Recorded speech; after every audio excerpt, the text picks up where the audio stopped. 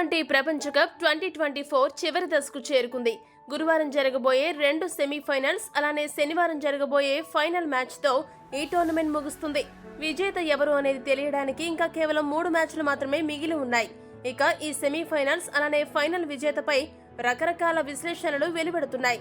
తాజాగా వెస్టిండీస్ దిగ్గజ ఆటగాడు క్రిస్ గేల్ ఇండియా ఇంగ్లాండ్ ఆడబోయే సెమీఫైనల్ 2లో విజేత ఎవరు అనే దానిపై కీలక విశ్లేషణ చేశాడు. గేల్ మాట్లాడుతూ ఏమన్నాడంటే, వెస్టిండీస్ యుఎస్ఏ వేదికలపై జరిగిన ఈ ప్రపంచ కప్ లో వెస్టిండీస్ జట్టు సెమీస్ కి చేరుకోకపోవడం కొద్దిగా బాధాకరం. అయితే ఈ ప్రపంచ కప్ లో కొన్ని సంచలనాలు నమోదయ్యాయి. ఆఫ్ఘనిస్తాన్ లాంటి జట్టు మొదటిసారి సెమీఫైనల్లో అడుగుపెట్టింది. ఇటువంటి సంఘటనలు క్రికెట్ భవిష్యత్తుకు శుభసూచకం. ఇక ఇండియా ఇంగ్లాండ్ మధ్య జరగబోయే సెమీఫైనల్ మ్యాచ్ కోసం నేను ఆతృతగా ఎదురు చూస్తున్నాను. నా వరకైతే ఇరు జట్లలో ఎవరు గెలుస్తారంటే ఖచ్చితంగా ఈ జట్టు అని చెప్పలేను.